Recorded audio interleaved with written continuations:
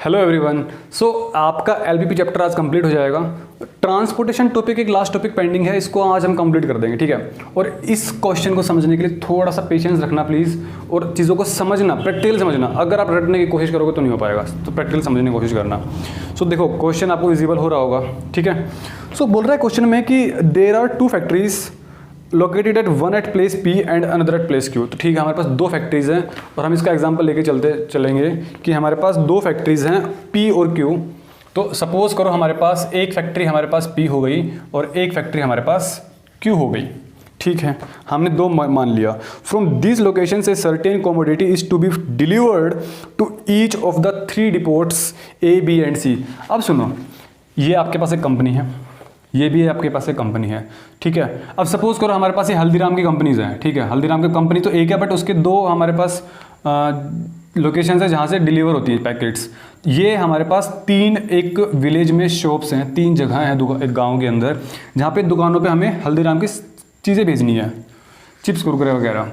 तो यहाँ से मुझे सपोज करो यहाँ भेजना है, यहाँ पे जाएगा, पी सामान यहाँ भेजेगा, ए हो गया, ये बी हो गया, ये सी हो गया। ये ए बी सी कौन है? ये हमारे पास तीन डिपोट्स हैं। डिपोट्स मतलब कोई भी छोटी दुकान जहाँ से पी और क्यू हमारे पास सामान भेज सके। तो पी हमारे पास एक हल्दीराम का स्टॉक था, शोरूम था, स्टॉक्स बोलेंगे जहाँ पे स्टॉक होता है, गोडाउन वगैरह। यहाँ से यहाँ भेजेगा, ये क्यू यहाँ भेजेगा और सी भी यहाँ भेजेगा। ये और नो, बिल्कुल ठीक बात है। अब देखो, the weekly requirement of the depots are respectively 5, 5 and 4। बोल रहे हैं इसकी जो वीकली रिक्वायरमेंट है हमारे पास वो कितनी है? हमारे पास 5 है। मतलब ये 5 यूनिट चाहता है। सपोज करो मैं नमकीन के पैकेट की बात करता हूँ, तो ये 5 नमकीन के पैकेट चाहता है, इससे ज़्यादा नहीं चाहता, इससे कम भी नहीं चाहता, इससे कम भी नहीं, ज़्यादा भी नहीं। और जो बी है ये भी हमारे पास कितने चाहता है? 5। और ये जो सी है ये कितने चाहता है? हमारे पास 4। तो इनकी वीकली रिक्वायरमेंट है 5, 5 एंड 4 ए बी सी की। तो हमें इनकी रिक्वायरमेंट को कंप्लीट करना है, सेटिस्फाई करना है कम से कम कॉस्ट पे, ताकि ये डिलीवर हो सके यहाँ पर और हमारे पास कीमत कम से कम लगे। क्योंकि ट्रांसपोर्टेशन, भाई ऑब्वियस सी बात है, अगर तुम यहाँ से सामान पहुँचाओगे तो टाइम भी लगेगा, ट्रांसपोर्टेशन कॉस्ट भी लगेगी हमारे पास, ठीक है। तो टाइम की कीमत भी होती है और ट्रांसपोर्टिंग की भी कीमत होती है। File the production capacity of the factories P and Q R 8 unit and 6 unit. बोल रहे हैं जो इसकी प्रोडक्शन कैपेसिटी है ना पी की, वो हमारे पास है 8 यूनिट, और ये जो क्यू है इसकी प्रोडक्शन कैपेसिटी है हमारे पास 6 यूनिट, ठीक है। The cost of the transportation per unit is given below. How many unit should be transported from each factory to each depots in order that the transportation cost is minimum. आगे last में what will be the minimum transportation cost. अब समझो मेरी बात, आपके पास एक table given है और आपके पास एक क्वेश्चन गिवन है। भाई साहब आप दुकानदार हो, ठीक है, आपके पास मेन स्टॉक है, आप यहाँ से और यहाँ से अपने सामान को, ये दोनों अपने सामान को इनके पास भेजेंगे, ठीक है। ये इसके पास 8 पैकेट्स हैं, इसके पास 6 पैकेट है, 8 बचे 14, 14 हो गए। तो इनके पास 14 पैकेट है, ऑब्वियस सी बात है 14 होने वाले हैं, 5, 5, 10, 10 और 4, 14। मतलब इनको अपने पैकेट्स इनके पास डिलीवर करने हैं, बट किसको किसके पास कितने करने हैं ये बताएगा हमें ये प्रॉब्लम। क्या पता इसके पास 2 कर भेजे, क्या पता इसके पास 3 और इसके पास 2 और 3 5, तो इसके पास 3 भेजने पड़ेंगे। क्या पता इसके पास 5 भेज दे, इसके पास 1 भेज दे, इसके पास 1 भी ना भेजे। तो ये सब प्रॉब्लम्स का हल हमारे पास इस क्वेश्चन में हो जाएगा, ठीक है। सो क्वेश्चन में बोला गया हमारे पास कि हमने मान लिया कि मिनिमम कॉस्ट आपको फाइंड करनी है। सो प्रॉब्लम हमारे पास मिनिमाइजेशन की है, मिनिमाइजेशन की है। अब समझो, हमारे पास ये चीज़ तो आपको कंफर्म है कि आपको 2 चीज़ों को एक्स और वाई मानना पड़ेगा। कौन सी? वो आपके ऊपर डिपेंड है। सपोज करो मैं क्या कह रहा हूँ कि पहले इसको देख लेते हैं, इस टेबल को देख लेते हैं कि ये टेबल क्या कह रही है। बोल रहा है कि फ्रॉम टू ए, अगर सुनना मेरी बात, अगर ए हमारे पास पी के पास, पी अगर ए के पास सामान भेजता है तो 160 रुपये कीमत लगती है, रुपीज़ में है। सो इट मीन्स व्हाट कि अगर पी अगर ए के पास भेजता है सामान तो 160 रुपये कीमत लगती है। पी अगर बी के पास सामान भेजेगा तो 100 रुपये कीमत लगेगी। पी अगर बी के पास सामान भेजेगा तो 100 रुपये कीमत लगेगी। पी अगर सी के पास भेजेगा तो हमारे पास 150 रुपये कीमत लगेगी। क्यू अगर ए के पास सामान भेजेगा तो 100 रुपये कीमत लगेगी, मतलब कि चार्जेस लगेंगे। तो हमारे पास चार्जेस लगेंगे 100 रुपीज़। यहाँ पे 120 और यहाँ पे 100, यहाँ पे 120 रुपये और यहाँ पे हमारे पास 100 रुपये, ठीक है। अब देखो मैं क्या बोल रहा हूँ। मैं ये बोल रहा हूँ कि सपोज़ करो मैंने मान लिया आपके पास कि पी ने ए को जो सामान भेजा, यूनिट भेजी है, वो एक्स यूनिट भेजी है। क्या मान लिया मैंने? एक्स यूनिट भेजी है। ठीक है, सो देखिएगा, लेट, यहाँ से मान लो कि let P transport to A that is X unit. हाँ, यूनिट में तो आएगा हमारे पास, तो हमने क्या मान लिया यहाँ पे? एक्स मान लिया। हम एक को मान, अब वाई चेक किसी को मानो, इसको मानो, इसको मानो, ये इसके पास भेज रहा तो इसके पास भेज रहा तो किसी को मान लो, मैं सपोज कर रहा हूँ इसके पास भेज दे रहा हूँ। तो P ने जब ट्रांसपोर्ट किया किसके पास? B के पास, B के पास ट्रांसपोर्ट किया P ने, तो हमारे पास हमने इसको क्या मान लिया? Y यूनिट मान लिया। ब्लैक मार्कर तो हमारे पास काम कर नहीं रहा। चलो अब देखो, अब एक बात सुनना, अब क्वेश्चन असली स्टार्ट अब हो रहा है। कैसे भाई? इसके पास, इसको कितने यूनिट चाहिए? 5 यूनिट। 5 में से इसने इसको x यूनिट दे दी, तो अब इसको कितनी चाहिए? 5 माइनस एक्स। अब बची हुई यूनिट्स कहाँ से लेगा? यहाँ से लेगा। 5 यूनिट इसको चाहिए थी, 5 यूनिट्स इसको चाहिए, 5 पैकेट इसको चाहिए। 5 में सपोज करो 2 पैकेट इसने इसको भेज दिए, तो 3 पैकेट कहाँ से लेगा? यहीं से तो लेगा। वही तो मैं कह रहा हूँ कि 5 पैकेट में से x को माइनस कर दो। बस ध्यान से करना कि 5 माइनस एक्स ही हो, x माइनस 5 मत कर देना, क्वेश्चन गड़बड़ हो जाएगा सारा का सारा। 5 माइनस एक्स हो जाएगा हमारे पास। अब सुनो, इसने इसको y पैकेट भेज दिए, इसने P ने B को y पैकेट भेज दिए, तो इसको कितने चाहिए? 5 में से y को माइनस कर दो, बाकी बचे हुए पैकेट कहाँ से लेगा? यहाँ से लेगा। अगर सपोज y की वैल्यू 5 हो गई, तो 5 में से 5 गया 0, तो यहाँ से 0 लेगा। सपोज इसने इसके पास 3 पैकेट भेजे, मतलब y की वैल्यू सपोज 3 है, तो 3 वैल्यू हो गई, तो 2 पैकेट यहाँ से ले लेगा। तो इट मीन्स वॉट कि 5 माइनस वाई वो कहाँ से लेने वाला है? 5 माइनस वाई वो यहाँ से लेने वाला है। यस और नो? अब सुनो इधर भाई, क्या मैं कह सकता हूँ? इधर देखो, इसके पास टोटल कितने पैकेट थे? 8 पैकेट थे। 8 में से x को इसको दे दिए, y इसको दे दिए, जो बचा कुचा होगा इसके पास दे देगा। 8 में से x इसके पास गए, y इसके पास गए, जो बचा इसके पास। इट मीन्स वोट कि 8 में से x को माइनस कर दो और y को माइनस कर दो, जो बचेगा वो इसके पास चला जाएगा। इसका काम खत्म। समझ पा रहे हो? x इसने इसको दे दिए, y इसने इसको दे दिए, जो बचे कुचे वो उसने c को दे दिए। अब इधर सुन लो, इधर क्या आने वाला है? क्या मैं कह दूं कि 6 में से 5 माइनस एक्स इसने इसको दे दिए, 5 माइनस वाई इसने इसको दे दिए, बाकी बचे कुछ कहाँ से ले लेगा? यहाँ से ले लेगा। तो इट मीन्स वॉट कि 8 में से 8 पैकेट, 6 है, सॉरी हमारे पास 6 पैकेट हैं। 6 पैकेट में से 5 माइनस एक्स तो इसको दे दिए, तो माइनस कर देंगे 5 माइनस एक्स।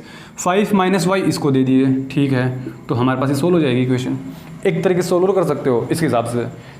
इसको 4 पैकेट चाहिए, तो 4 पैकेट में से इसको कितने मिल गए? इतने मिल गए।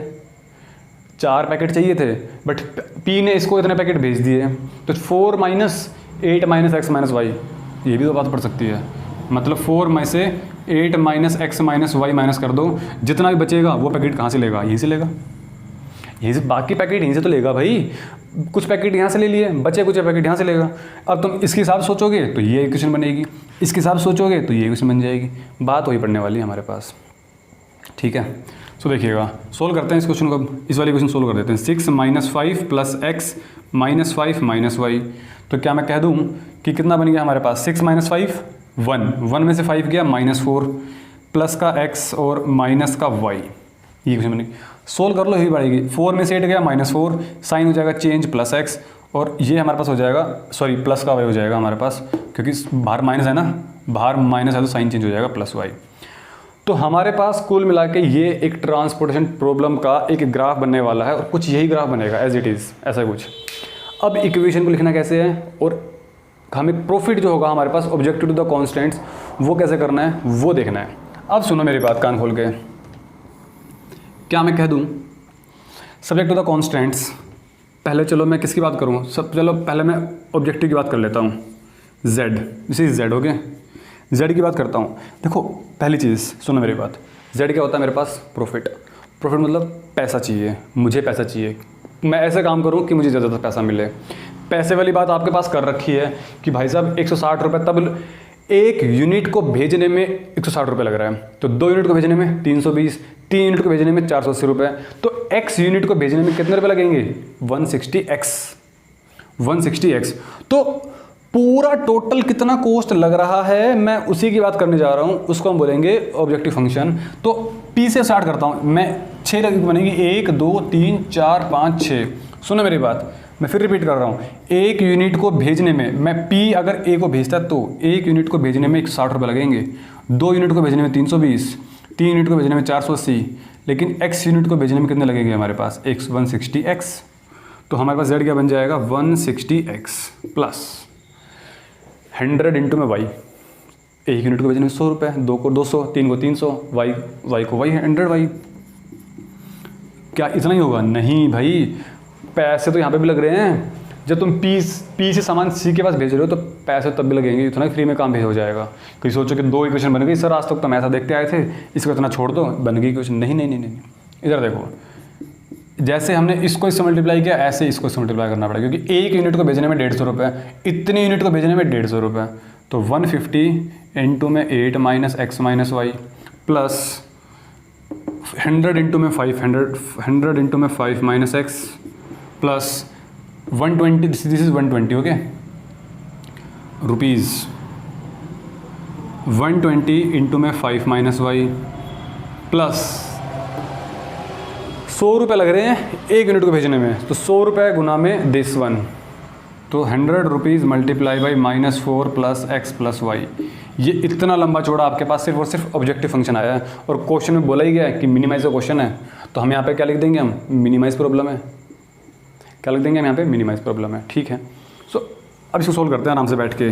तो 160x प्लस 100y प्लस 158 जा 15 जा 120, तो वो 1200x माइनस 150x माइनस में 150y है ना, प्लस 100 इंटू 500 माइनस का 100x 600 सोल्व करेंगे आप। और जब इसको सोल्व करके कट पिट करेंगे, मैं डायरेक्ट लिख दे रहा हूँ कि आपके पास जब सोल्व करेंगे इसको तो हमारे पास आ जाएगी इक्वेशन 10 इंटू में x माइनस 7y प्लस में 190, ठीक है, यस और नो? यस, हमारे पास ये चीज़ बन जाएगी लास्ट में x माइनस 7y प्लस में 190, ठीक है।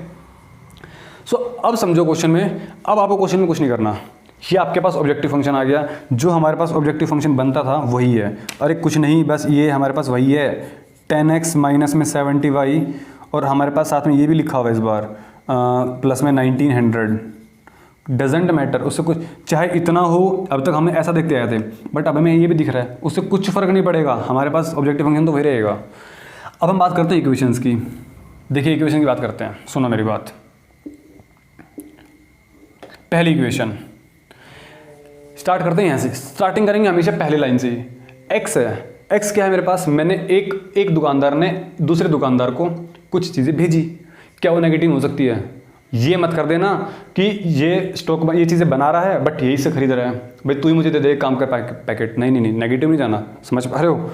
ये मत कर देना वापस गलती से, मतलब एक्स के लिए नेगेटिव में नहीं पॉसिबल है, बस मैं इतना कहना चाह रहा हूँ। और आपके पूरे एलपीपी चैप्टर में एक्स और वाई हमेशा पॉजिटिव रहने वाला है, मतलब फर्स्ट क्वाड्रेंट रहने वाला है।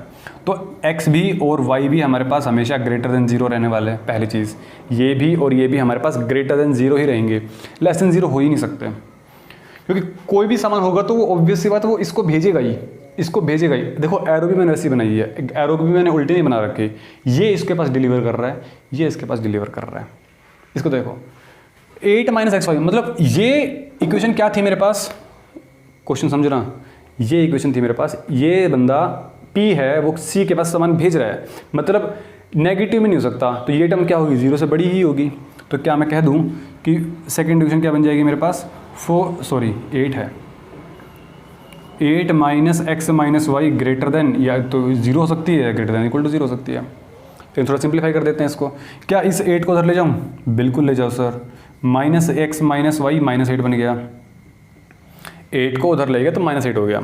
लेकिन अब ध्यान देना, अगर मैं कभी भी इनइक्वालिटी हो और अगर मैं माइनस से मल्टीप्लाई या माइनस से डिवाइड करता हूँ साइन से, तो हमारे पास इनइक्वालिटी हमेशा चेंज हो जाती है। अगर लेस देन है तो ग्रेटर देन बन जाएगा।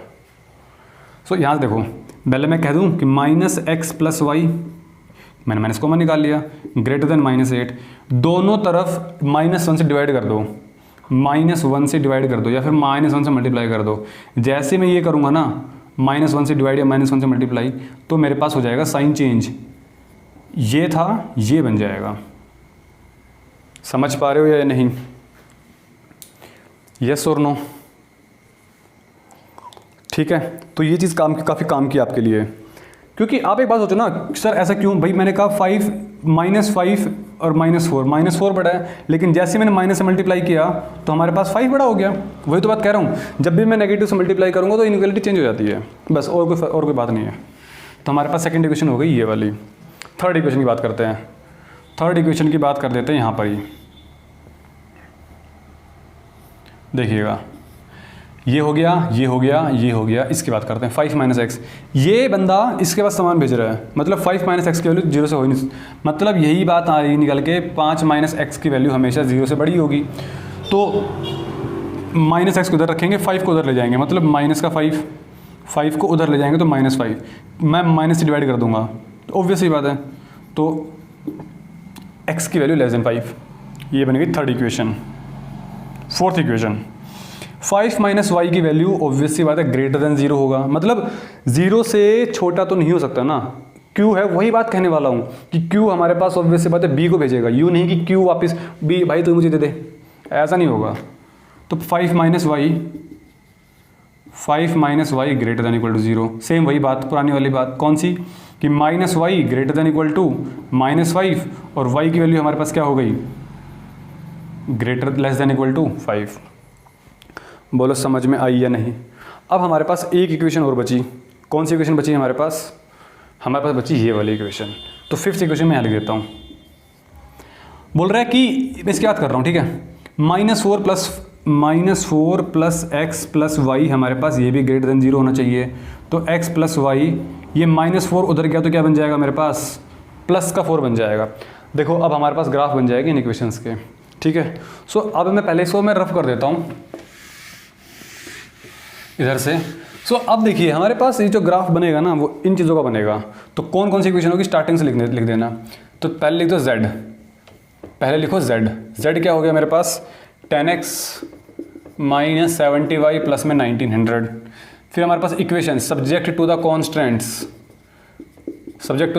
पहली इक्वेशन नंबर 1 यहाँ से देखो, ये तो बाद में लिखते हैं, यहाँ से देखो x plus y less than equal to 8। फिर x प्लस वाई, उसकी बात कर, चलो इसकी बात कर लो, कुछ भी लिख दो आगे के पीछे, वो तो हमें ग्राफ बनाना है ना भाई, लास्ट में हमें ग्राफ बनाना है। तो उससे क्या फ़र्क पड़ेगा हमारे पास, ये हमारे पास क्वेश्चन हो गया।